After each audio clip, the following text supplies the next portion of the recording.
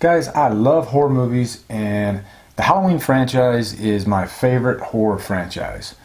So I just got this box set a few months ago, and I knew eventually I was going to have to review all 10 Halloween movies, just because I just love the franchise so much. So I'll make it a little interesting, and I'm going to review them in reverse order. I'm actually going to start with Rob Zombie's Halloween 2. This one's going to be controversial.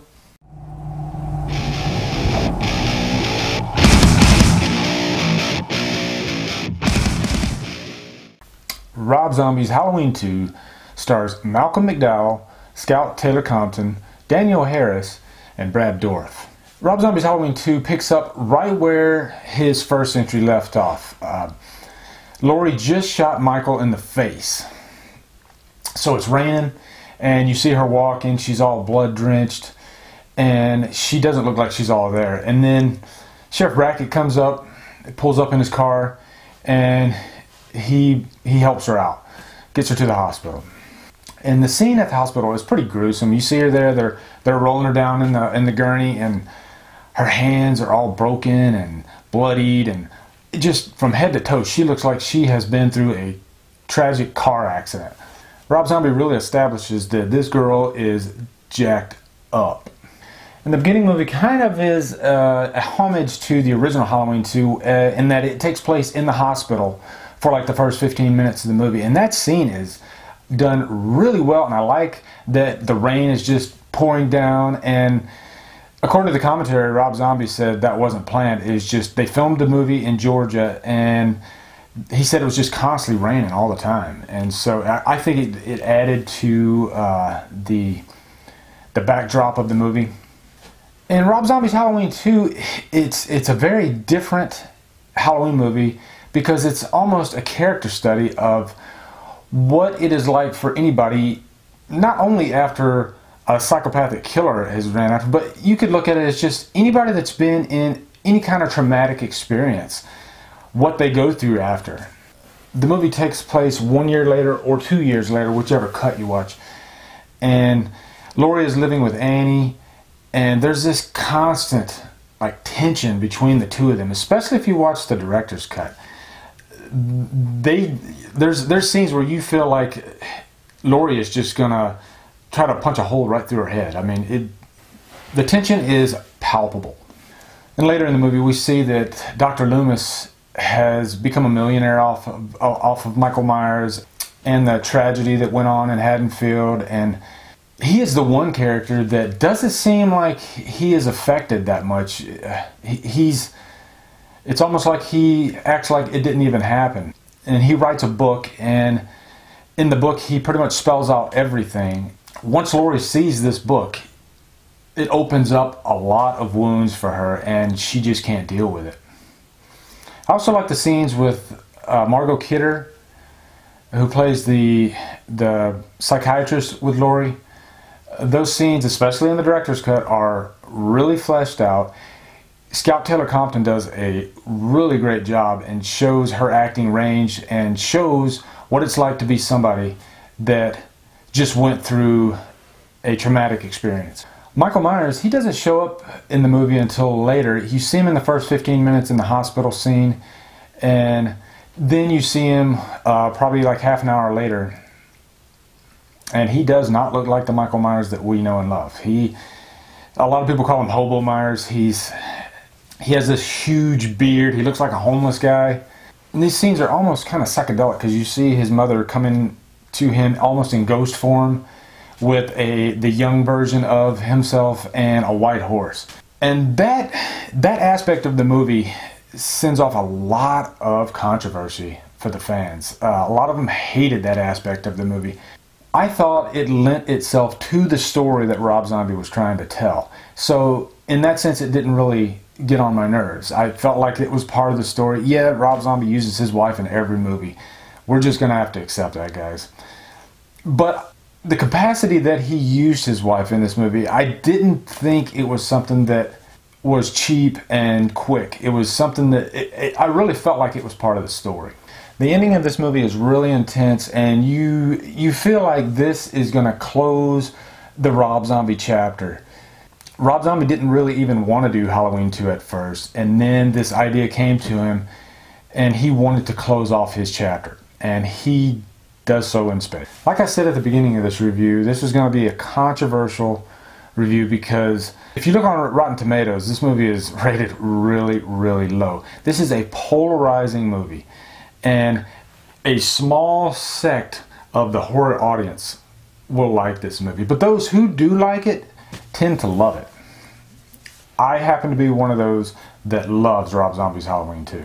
So much so that it's probably one of the Halloween movies in the series that I watch the most. The first thing that I really loved about Rob Zombie's Halloween 2 is how brutal it is. Michael Myers, he makes no apologies whatsoever in this movie. Like I said in my Halloween 6 review, I tend to like my Michael Myers on the darker side, and he is probably his darkest in Rob Zombie's Halloween 2. The grunting kind of gets on my nerves, but the effect is there. When he is coming at his victims, you know that they are up shit creek without a paddle. I also like the risk that Rob Zombie took with this movie.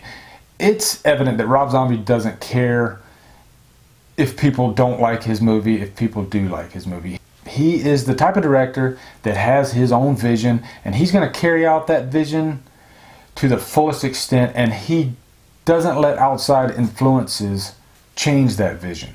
I mean, sure, the studio heads did come in, and on his first and second movie, they made him make changes. They forced him. But even after those changes, it still feels like a Rob Zombie movie. I also love the cinematography of this movie. It was filmed in 16mm. It's got a really 70s-ish type feel to it, but not like the original Halloween. It has a Halloween meets the Texas Chainsaw Massacre type feel. It's dirty, it's ugly, and there's just so much atmosphere in every scene. A lot of people don't like that the Halloween theme is not used in this movie except for the end credits. And you know what? The story was so different that I can see how Rob Zombie couldn't really find a place for the theme. It just didn't really fit in this type of movie. You could almost say that this isn't a Halloween movie. It's more of an original slasher movie. And I think if you look at it like that, you'll probably enjoy it a lot more. And I have to say, I am not a Rob Zombie fanboy by any means. I love Devil's Rejects, but he does have some movies that have a lot of problems. Like Lords of Salem, I couldn't even make it through that whole movie. It's just, I think he was trying to be too original, or I don't know. I don't like seeing a lot of old naked ladies. Maybe that's just what it is. But I do love that you can tell he cares about the camera and what his movie is going to look like. And that's evident in every movie. And every movie has a different type of feel to it. Like he might shoot 35mm, he might shoot 16mm. It's all part of one vision, and he sees that vision all the way through, even to the film stock. There are a few things about Rob Zombie's Halloween 2 that did irk me. In the director's cut of the movie, Michael talks at the end. Michael Myers should never talk.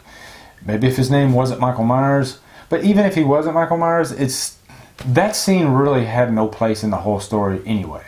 I don't know why he put that in there. I don't know, that scene just annoys the hell out of me. I also did not like Loomis. Malcolm McDowell is a great actor. I mean, Clockwork Orange, people.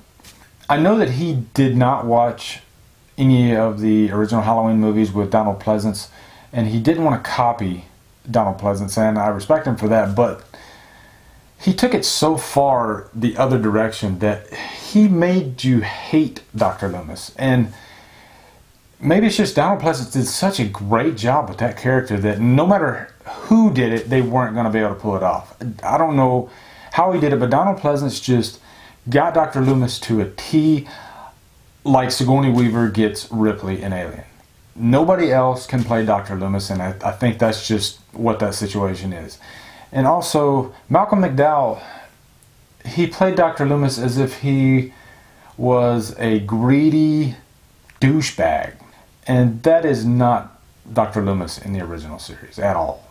Maybe a little psychotic, maybe a little crazy, but you could tell that he really cared about Jamie and he really cared about Laurie. in the original series. I also have to give Scout Taylor Compton credit for this movie. She was very annoying in the first Halloween, but in Halloween 2, I think she really had a trajectory and she knew what she wanted to do with this character, whereas I don't think she really knew what to do with Laurie in the first one.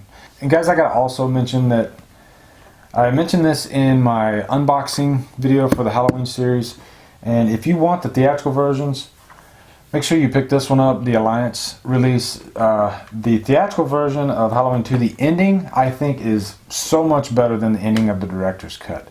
But overall, I think the director's cut probably is the better cut, but I like the ending of the theatrical cut.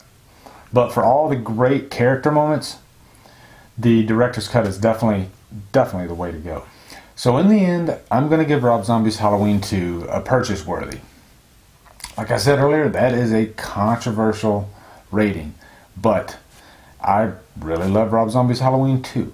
So, if you like or dislike Rob Zombie's Halloween 2, let me know in the comments. Let me know why you like it, why you don't like it. I'm looking forward to hearing what you guys think. Follow me on Facebook and Twitter at DrumDums. Subscribe to my channel, and DrumDum out.